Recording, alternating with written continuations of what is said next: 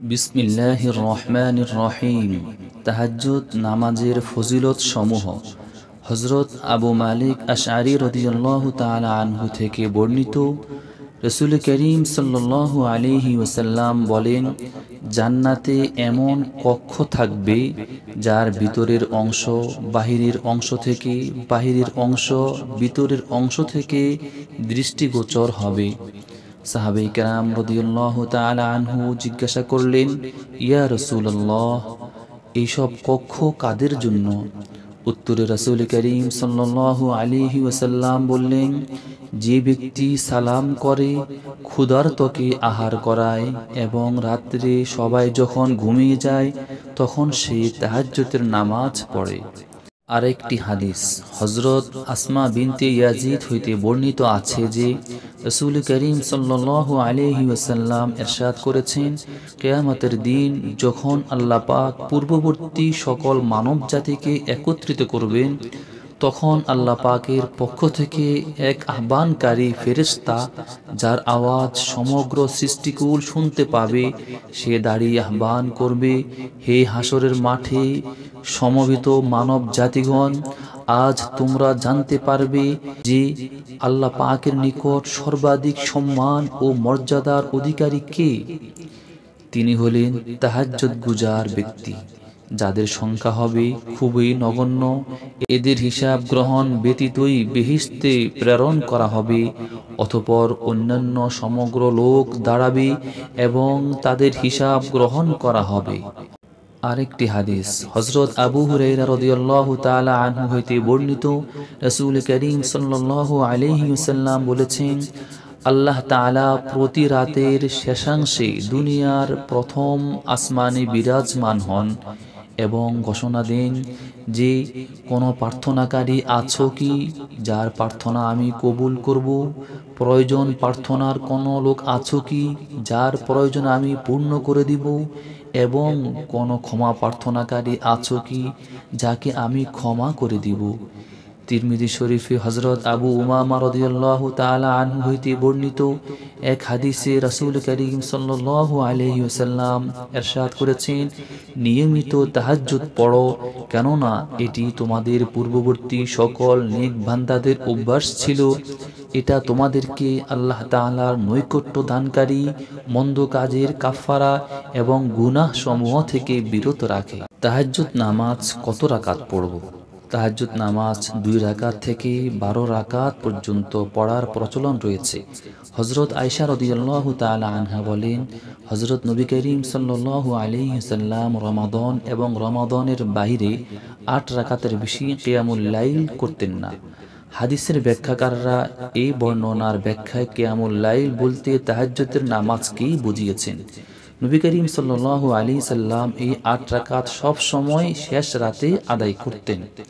তাই আমরাও শেষ রাত্রে সম্ভব হলে 12 রাকাত তাহাজ্জুদ আদায় করব, তবে 8 রাকাত আদায় করা উত্তম। সম্ভব না হলে 4 রাকাত আদায় করব। 4 রাকাতও যদি সম্ভব না হয়, কমপক্ষে 2 রাকাত প্রতিদিন তাহাজ্জুদ পড়ার অভ্যাস করব।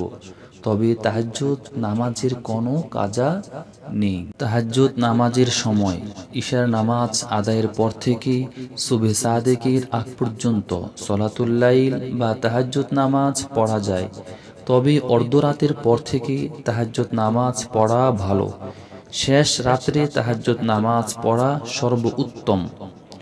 এই তাহাজ্জুদ নামাজে কোনো সূরা বা কোনো কেরাত নির্দিষ্ট নাই। আমরা সূরা ফাতিহার পরে যে কোনো সূরা বা যে কোনো কেরাত আমরা পড়তে পারি। তবে 2 রাকাত করে 8 রাকাত পড়া উত্তম। যদি কেউ ইচ্ছা করে 4 রাকাত একসঙ্গে পড়বে তাও পারবে। কেউ যদি ইচ্ছা করে 8 রাকাত একসঙ্গে পড়বে তাও পারবে। তবে 2 রাকাত করে তাহাজ্জুদের নামাজ পড়া সর্বোত্তম।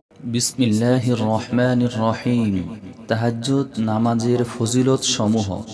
হযরত আবু মালিক আশআরী রাদিয়াল্লাহু তাআলা আনহু থেকে বর্ণিত, রাসূল করিম সাল্লাল্লাহু আলাইহি ওয়াসাল্লাম বলেন, জান্নাতে এমন কক্ষ থাকবে যার ভিতরের অংশ বাহিরের অংশ থেকে, বাহিরের অংশ ভিতরের অংশ থেকে দৃষ্টিগোচর হবে। সাহাবায়ে কেরাম রাদিয়াল্লাহু তাআলা আনহু জিজ্ঞাসা করলেন, ইয়া রাসূলুল্লাহ, এইসব কক্ষ কাদের জন্য? উত্তরে রাসূল করিম সাল্লাল্লাহু আলাইহি ওয়াসাল্লাম বললেন, যে ব্যক্তি সালাম করে, ক্ষুধার্তকে আহার করায় এবং রাত্রে সবাই যখন ঘুমিয়ে যায় তখন সে তাহাজ্জুদের নামাজ পড়ে। আরেকটি হাদিস হযরত আসমা বিনতে ইয়াজিদ হইতে বর্ণিত আছে যে রাসূল করিম সাল্লাল্লাহু আলাইহি ওয়াসাল্লাম ইরশাদ করেছেন, কিয়ামতের দিন যখন আল্লাহ পাক পূর্ববর্তী সকল মানব জাতিকে একত্রিত করবেন, তখন আল্লাহ পাকের পক্ষ থেকে এক আহ্বানকারী ফেরেশতা, যার আওয়াজ সমগ্র সৃষ্টিকুল শুনতে পাবে, সে দাঁড়িয়ে আহ্বান করবে, হে হাসরের মাঠে সমবেত মানব জাতিগণ, আজ তোমরা জানতে পারবে যে আল্লাহ পাকের নিকট সর্বাধিক সম্মান ও মর্যাদার অধিকারী কে। তিনি হলেন তাহাজ্জুদ গুজার ব্যক্তি, যাদের সংখ্যা হবে খুবই নগণ্য। এদের হিসাব গ্রহণ ব্যতীতই বেহেশতে প্রেরণ করা হবে। অতঃপর অন্যান্য সমগ্র লোক দাঁড়াবে এবং তাদের হিসাব গ্রহণ করা হবে। আরেকটি হাদিস হযরত আবু হুরায়রা রাদিয়াল্লাহু তাআলা আনহু হইতে বর্ণিত, রাসূল করিম সাল্লাল্লাহু আলাইহি ওয়াসাল্লাম বলেছেন, আল্লাহ তাআলা প্রতি রাতের শেষাংশে দুনিয়ার প্রথম আসমানে বিরাজমান হন এবং ঘোষণা দেন যে কোনো প্রার্থনাকারী আছো কি, যার প্রার্থনা আমি কবুল করব? প্রয়োজন প্রার্থনার কোনো লোক আছো কি, যার প্রয়োজন আমি পূর্ণ করে দিব? এবং কোনো ক্ষমা প্রার্থনাকারী আছো কি, যাকে আমি ক্ষমা করে দিব? তিরমিজি শরীফে হযরত আবু উমামা রাদিয়াল্লাহু তাআলা আনহু হইতে বর্ণিত এক হাদিসে রাসূল করিম সাল্লাল্লাহু আলাইহি ওয়াসাল্লাম ইরশাদ করেছেন, নিয়মিত তাহাজ্জুদ পড়ো, কেননা এটি তোমাদের পূর্ববর্তী সকল নেক বান্দাদের অভ্যাস ছিল। এটা তোমাদেরকে আল্লাহ তাআলার নৈকট্য দানকারী, মন্দ কাজের কাফফারা এবং গুনাহ সমূহ থেকে বিরত রাখে। তাহাজ্জুদ নামাজ কত রাকাত পড়ব? তাহাজ্জুদ নামাজ 2 রাকাত থেকে 12 রাকাত পর্যন্ত পড়ার প্রচলন রয়েছে। হযরত আয়েশা রাদিয়াল্লাহু তাআলা আনহা বলেন, হযরত নবী করিম সাল্লাল্লাহু আলাইহি ওয়াসাল্লাম রমাদান এবং রমাদানের বাইরে 8 রাকাতের বেশি কিয়ামুল লাইল করতেন না। হাদিসের ব্যাখ্যাকাররা এই বর্ণনার ব্যাখ্যায় কিয়ামুল লাইল বলতে তাহাজ্জুদের নামাজকেই বুঝিয়েছেন। নবী করিম সাল্লাল্লাহু আলাইহি সাল্লাম এই 8 রাকাত সব সময় শেষ রাতে আদায় করতেন। তাই আমরাও শেষ রাত্রে সম্ভব হলে 12 রাকাত তাহাজ্জুদ আদায় করব, তবে 8 রাকাত আদায় করা উত্তম। সম্ভব না হলে 4 রাকাত আদায় করব। 4 রাকাতও যদি সম্ভব না হয়, কমপক্ষে 2 রাকাত প্রতিদিন তাহাজ্জুদ পড়ার অভ্যাস করব। তবে তাহাজ্জুদ নামাজের কোনো কাজা নেই। তাহাজ্জুদ নামাজের সময় ইশার নামাজ আদায়ের পর থেকে সুবহে সাদেকের আগ পর্যন্ত সলাতুল লাইল বা তাহাজ্জুদ নামাজ পড়া যায়। তবে অর্ধরাতের পর থেকে তাহাজ্জুদ নামাজ পড়া ভালো। শেষ রাত্রে তাহাজ্জুদ নামাজ পড়া সর্বোত্তম। এই তাহাজ্জুদ নামাজে কোনো সূরা বা কোনো কেরাত নির্দিষ্ট নাই। আমরা সূরা ফাতিহার পরে যে কোনো সূরা বা যে কোনো কেরাত আমরা পড়তে পারি। তবে 2 রাকাত করে 8 রাকাত পড়া উত্তম।